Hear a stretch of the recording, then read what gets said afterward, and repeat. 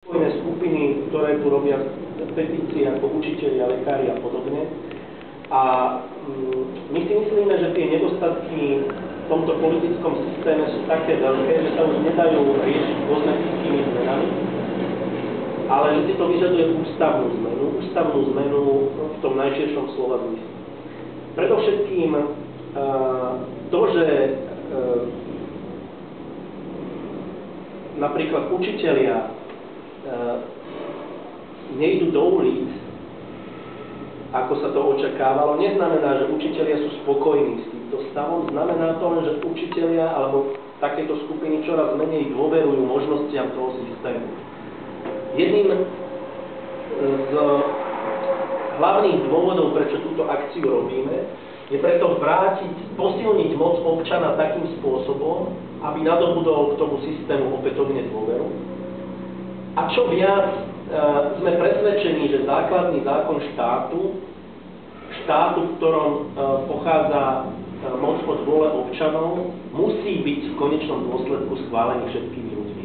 V mnohých krajinách Európskej únie je toto povinnosť. Nie je možné, aby ústavu schválil len parlament.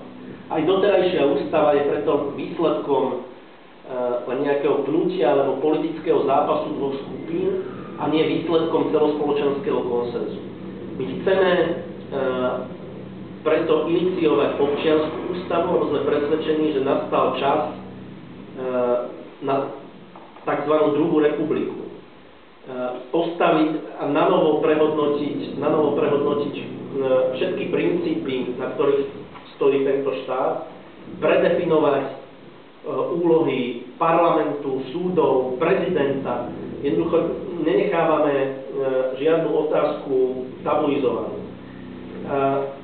Projekt občianskej ústavy pokročil naďalej na Islande a my sme sa inšpirovali predovšetkým týmto modelom, aj keď s istými špecifikami, ktoré musíme zohľadniť pri charaktere slovenskej spoločnosti. Postup je nasledujúci. Ako prvý krok iniciujeme 19. septembra tohto roku, symbolický deň výročia založenia Prvej Slovenskej národnej rady, petičnú akciu adresovanú parlamentu, aby Národná rada Slovenskej republiky vypísala voľby do ústavodárneho zhromaždenia. Chceme získať 100 000 podpisov, potrebujeme získať 100 000 podpisov, aby bola Národná rada povinná zaoberať sa týmto návrhom. Ústavodárne zhromaždenie má byť zvolený orgán odborníkov, ktorí v konečnom dôsledku zostavia tú ústavu. Takže tomuto procesu predchádza ešte jeden, a to je zvolanie občianskeho snemu. Občiansky snem chceme zvolať rovnako symbolicky na 17. novembra, v deň vypuknutia dnešnej revolúcie. A chceme tým demonštrovať akýsi návrat k ideálom tejto dnešnej revolúcie, ktorými bola práve tá demokracia, otvorenosť a transparentnosť. Na občianskom sneme sa bude môcť zúčastniť každý občan tejto republiky, ktorý o to prejaví záujem. Bez ohľadu na región, vek, vzdelanie a tak ďalej. Zmyslom občianskeho snemu je umožniť občanom mimo volebného cyklu nastolovať otázky a podávať návrhy, predovšetkým v tomto zmysle smerom k pripravovanej občianskej ústave. Tieto návrhy budú súčasťou návrhov, ktoré sa stanú podkladom práce ústavodárneho zhromaždenia, ktoré má pripraviť konečné znenie ústavy. Ale aj počas práce ústavodárneho zhromaždenia budú môcť občania vstupovať do tohto procesu, jednak komentovaním návrhov ústavodárneho zhromaždenia, čiže ten proces musí byť otvorený a transparentný, a jednak podávaním vlastných návrhov. A celý proces má vyvrcholiť referendum, v ktorom občania schvália novú občiansku ústavu.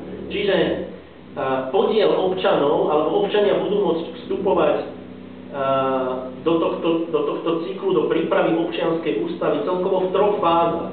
Tá prvá je fáza občianskeho snemu, kde naozaj akousi formou antickej agory sa zídu ľudia, ktorí majú nápady, ktorí majú záujem. To môžu byť nielen občianske organizácie, ale aj radoví občania, ktorí jednoducho prejavia vôľu vyjadriť sa k tejto veci. Druhá fáza bude fáza voľby ústavodárneho zhromaždenia, kde si ľudia vyberú tých odborníkov, ktorým najviac dôverujú podľa ich programu a preferencií, ktorí budú zostavovať samotný text ústavy a zároveň teda ho naďalej budú môcť komentovať. A tretia fáza je účasť ľudí na schvaľovacom procese v referende. Myslíme si, že takýmto spôsobom bude ten štát nielen transparentnejší, ale bude vyjadrovať oveľa väčšej miere vôľu jeho občanov, ale predovšetkým je to krok k skončeniu toho, čo nazývam studená občianska vojna. Čiže je tu šanca, aby sa stotožnila s týmto štátom aj tá časť obyvateľstva, ktorá z rôznych dôvodov, vzhľadom na to, akým spôsobom bola prijímaná doterajšia ústava, sa s tým doteraz či už čiastočne alebo úplne nevedeli stotožniť. Toto je proces, ktorý